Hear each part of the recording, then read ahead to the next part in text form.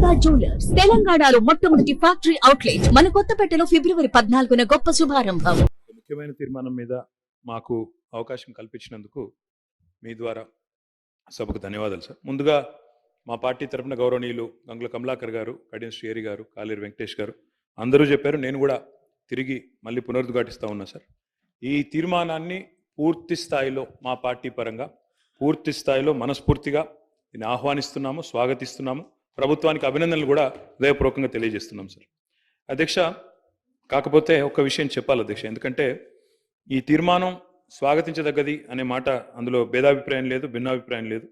మా నాయకులు, ప్రతిపక్ష నాయకులు, గౌరవ పెద్దలు, తెలంగాణ తొలి ముఖ్యమంత్రి కేసీఆర్ గారు ఈరోజు కాదు అధ్యక్ష, 2004 డిసెంబర్ 17 నాడు ఆనాడు UPA 1 గవర్నమెంట్లో కేంద్ర మంత్రిగా ఆనాడు వారు ఇక్కడ మన రాష్ట్రంలో, ఆనాడు ఉమ్మడి ఆంధ్రప్రదేశ్ రాష్ట్రంలో ఉండే బలహీన వర్గాల సంక్షేమం కోసం పోరాడే ఆర్ కృష్ణయ్య గారు, వకులాభరణం కృష్ణమోహన్ రావు గారు, ఇట్లాంటి పెద్దలందరినీ కూడా తీసుకొని ఆనాటి అప్పటి ప్రధానమంత్రి గౌరవనీయులు మన్మోహన్ సింగ్ గారి అపాయింట్మెంటు వారు కోరినారు సార్. ఎందుకంటే బలహీన వర్గాల సమస్యల మీద మాట్లాడాలి, సమయం ఇవ్వండి అని కోరితే ప్రధానమంత్రి గారు ఒక 5 నిమిషాలు సరిపోతుందా అని అడిగినారు.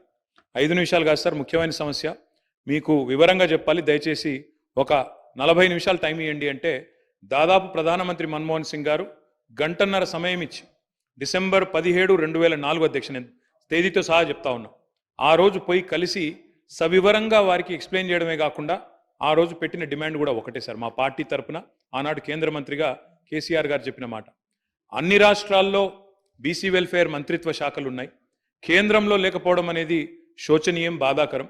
కాబట్టి ఓబీసీ వెల్ఫేర్ మినిస్ట్రీ ఖచ్చితంగా పెట్టండి ఆనాడు ఒక సహచర మంత్రిగా ఆ రోజు కేసీఆర్ గారు ప్రధానమంత్రి గారిని ఇక్కడ నుంచి మొత్తం సోదరులందరినీ కూడా తీసుకొని పోయి ఆ రోజు డిమాండ్ చేసిన విషయాన్ని కూడా నేను గుర్తు చేస్తా ఉన్నా అధ్యక్ష. ఆ రోజు డిమాండ్ చేయడమే కాదు, ముఖ్యమంత్రిగా ఆనాడు తెలంగాణలో 2014 తర్వాత ఒకసారి కాదు అధ్యక్ష, 2 సార్లు తీర్మానాలు కూడా చేసి పంపించినాము. ఆనాడు మళ్ళీ ప్రధానమంత్రి నరేంద్ర మోడీ గారికి కూడా విజ్ఞప్తి చేసినాం, ఓబీసీ వెల్ఫేర్ మినిస్ట్రీ పెట్టండి, పెట్టినట్టయితేనే మీరు బడ్జెట్లో కనీసం 5% పెట్టినా 2 లక్షల కోట్లు వస్తుంది భారతదేశంలోని బలహీన వర్గాలకు అని చెప్పి డిమాండ్ చేసిన పార్టీ బీఆర్ఎస్ పార్టీ అనే మాట కూడా నేను మళ్ళొకసారి గుర్తు చేస్తా ఉన్నా అధ్యక్ష. అధ్యక్ష, ఈ తీర్మానాన్ని స్వాగతిస్తూనే కేవలం 2 విషయాలు మాత్రం గౌరవ మంత్రి గారి దృష్టికి, ప్రభుత్వ దృష్టికి నేను తీసుకొని పోవాలనుకుంటున్నాను సార్. అధ్యక్ష, ఏ కార్యక్రమం చేపట్టినా ఇప్పుడే గౌరవనీయులు గంగుల కమలాకర్ గారు ఒక మంచి మాట చెప్పారు. బీహార్లో ఈ ప్రయత్నం చేసినారు, అక్కడ జనరల్ అడ్మినిస్ట్రేషన్ డిపార్ట్మెంట్ ద్వారా, GAD ద్వారా అక్కడ ఈ కార్యక్రమాన్ని వారు ప్రయత్నం కూడా చేసినారు. ఆనాడు JDU కాంగ్రెస్ పొత్తులో ఉండే అనుకుంటా, అక్కడ ప్రయత్నం RJD పొత్తులో ప్రయత్నం చేసినారు. కానీ దురదృష్టవశాత్తు న్యాయపరమైన చిక్కులు రావడం వల్ల మొత్తం ప్రక్రియ ఆగిపోయింది. 500 కోట్లు బడ్జెట్లో పెట్టినప్పటికీ మొత్తం కార్యక్రమానికే విఘాతం కలిగి ఈరోజు ఎటు కాకుండా త్రిశంకు స్వర్గంలో వేలాడుతూ ఉన్నది.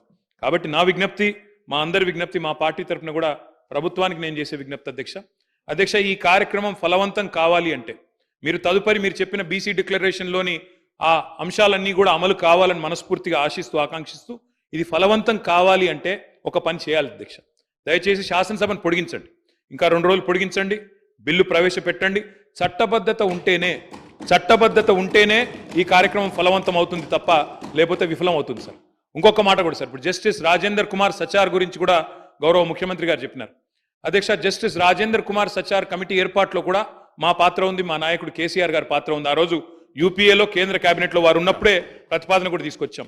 ఇప్పుడు ఎందుకు చెప్తా ఉన్నా ఈ మాట అంటే జ్యుడిషియల్ శాంక్టిటీ కానీ అధ్యక్ష, ఒక్క నిమిషం మీరు చెప్పాలి, చెప్పింది దాని మొత్తం అధ్యక్ష చెప్పండి సార్, చాలా చెప్పండి అధ్యక్ష. ఇలాంటి తీర్మానానికి ఒకవేళ నిజంగా ఆశించిన ప్రయోజనం నెరవేరాలంటే, ఎందుకంటే నేను నిజంగా పాయల్ శంకర్ గారు మాట్లాడింది విన్నాను, కాలేరు వెంకటేష్ గారు మాట్లాడింది విన్నాను, శ్రీహరి గారు మాట్లాడింది విన్నాను, శంకరన్న మాట్లాడింది విన్నాను. అందరి గొంతుల్లో ఒక ఆవేదన ఉంది అధ్యక్ష. మా మంత్రి గారికి కూడా చాలా ఆవేదనలో, డెఫినెట్గా వారికి కూడా ఆవేదన ఉంది. ఈ సెక్షన్కి లాభం జరగాలి, ముఖ్యంగా బలహీన వర్గాలకు లాభం జరగాలి, బీసీలకు లాభం జరగాలనే ఆకాంక్ష స్పష్టంగా పార్టీలకు అతీతంగా అందరిలో ఉంది. ఉన్నప్పుడు అది ఫలవంతం కావాలంటే జ్యుడిషియల్ శాంక్టిటీ ఉండాలి, లేదా ఎందుకంటే వారే అన్నారు జస్టిస్ రాజేందర్ కుమార్ సచార్, మీరు హైకోర్టు చీఫ్ జస్టిస్ని అడిగితే మీకు ఒక సిట్టింగ్ న్యాయవాదిని ఇస్తారు, జ్యుడిషియల్ కమిషన్ వేయండి, లేదా బ్రహ్మాండంగా స్టాట్యూటరీ శాంక్షన్ కావాలి అంటే రేపు ఎల్లుండి శాసనసభను పొడిగించండి, తమరి నిర్ణయం, వెంటనే బిల్లు తీసుకొని రండి. మేము సంపూర్ణంగా మా పార్టీ నుంచి మద్దతు తెలియజేస్తామని చెప్పి కూడా తెలియజేస్తూ మీకు ధన్యవాదాలు అధ్యక్ష అవకాశం ఇచ్చింది.